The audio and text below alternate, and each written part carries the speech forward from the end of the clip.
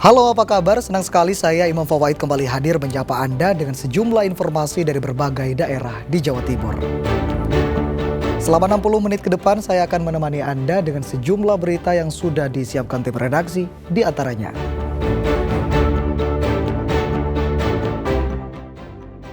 "12 tahun buron, 2 pembunuh diringkus di rumahnya di Jember."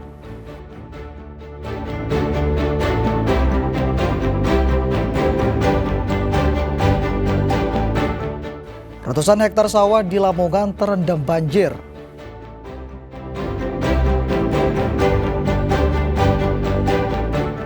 Sapi di Kediri pesanan kurban Presiden Prabowo berbobot 900 kg.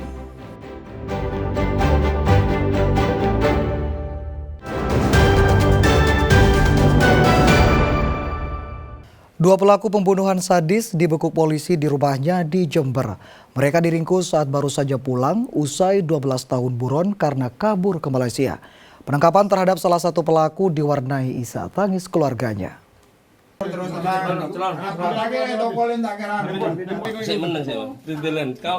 Samsul Arifin seketika tak berkutik saat polisi menggerebek rumahnya di Desa Gelang, Kecamatan Sumberbaru, Jember. Pria berusia 40 tahun itu diringkus saat baru saja pulang dari Malaysia. Penangkapan itu diiringi isak tangis keluarga yang tak rela pelaku digelandang polisi. Petugas sebelumnya juga meringkus Saiful Bahri, kerabat Samsul yang juga baru saja pulang dari Malaysia. Keduanya diringkus polisi karena terlibat kasus pembunuhan sadis terhadap Mat Ali, warga Desa Gelang, Kecamatan Sumberbaru, Jember, pada Februari 2013 silam. Usai membunuh korban, kedua pelaku kabur ke Malaysia. Polisi menegaskan bahwa pelaku nekat mengeroyok Mat Ali dengan senjata tajam karena balas dendam. Sebelum pembunuhan terjadi, anak korban diketahui sempat membacok Saiful karena persoalan asmara. Meski pelaku pembacokan telah dijebloskan ke penjara, namun Saiful masih menyimpan dendam yang kemudian dilampiaskan dengan mengeroyok ayah pelaku pembacokan, yakni Mat Ali. Korban ini inisial F, ini sudah diproses hukum. Namun ini tetap tidak memberikan kepuasan kepada pelaku. Kemudian 4 pelaku ini merencanakan menganiaya dan akhirnya terjadi pembunuhan terhadap korban PA. Ini setelah melakukan aksi pembunuhan ini, keempat pelaku ini melarikan diri ke luar negeri menjadi buruh bangunan. Dan alhamdulillah kemarin tim Satreskrim Polres Jember mendapat informasi dari 4 pelaku ini, yang 2 masih DPO dan 2 pelaku ada info pulang ke Jember karena ada keperluan pribadi, sehingga berhasil diamankan. Samsul dan Saiful sendiri nekat pulang kampung setelah 12 tahun kabur ke Malaysia, lantaran ada kepentingan keluarga, yakni urusan jual beli tanah. Selain 2 pelaku yang ditangkap, polisi hingga kini juga masih memburu 2 kerabat pelaku lainnya yang dimungkinkan masih berada di Malaysia. Kedua pelaku akan dijerat pasal pembunuhan dengan ancaman hukuman mati atau seumur hidup. Tommy Iskandar melaporkan dari Jember. Seorang bocah 12 tahun yang hanyut terseret arus saluran irigasi akhirnya ditemukan tidak bernyawa di dam Sungai Pamekasan. Sebelumnya korban bersama adiknya bermain dan hujan-hujanan di saluran irigasi yang dekat dari rumahnya.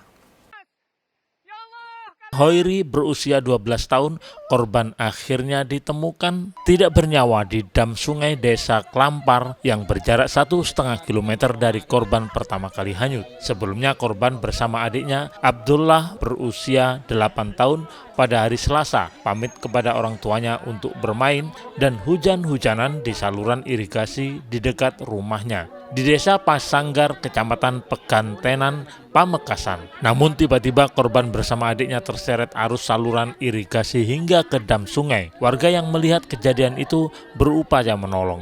Abdullah berhasil diselamatkan, sedangkan Hoiri hilang terseret derasnya arus sungai. Tim SAR gabungan dan relawan berupaya mencari korban, namun hingga Selasa petang korban belum ditemukan dan pencarian dilanjutkan keesokan hari. Akhirnya pada Rabu pagi, korban anak pasangan Ashari dan Khosah ini ditemukan tim SAR di sungai dalam kondisi tidak bernyawa.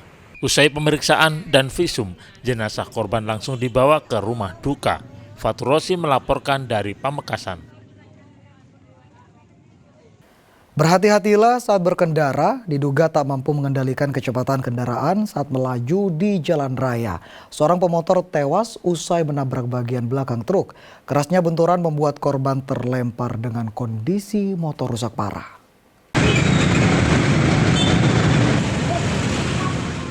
Pemotor yang tubuhnya terlempar setelah bertabrakan dengan truk langsung tewas di lokasi kejadian.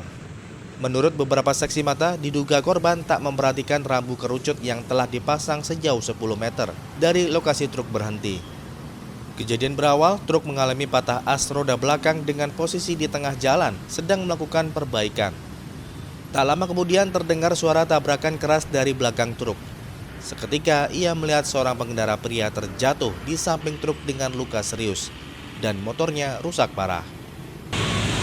Untuk kronologisnya, pada saat itu truk mengalami asnya patah, posisi di tengah jalan sehingga sopir saat itu untuk berusaha mendongkrak agar tidak roboh truknya. Setelah didongkrak, untuk sementara sopirnya bergerak di pinggir jalan. Setelah itu ditabrak motor vario dari belakang dengan kecepatan tinggi sehingga terpental kurang lebih 1 meter ke kanan. Kecelakaan bermula saat korban seorang diri mengendarai motor dari arah utara menuju selatan. Diduga karena jalanan sepi, korban memacu kendaraannya dengan kecepatan tinggi. Setiba di lokasi kejadian, diduga korban tak mampu menguasai motor dan kehilangan konsentrasi, sehingga menabrak bagian belakang truk. Petugas langsung mengevakuasi jasad korban bernama Komarudin, warga perumahan Bumi Candi Asri, Candi Sidoarjo. Kecelakaan ini masih dalam penyelidikan aparat Satlantas Polresta Sidoarjo. Zainul Fajar melaporkan dari Sidoarjo.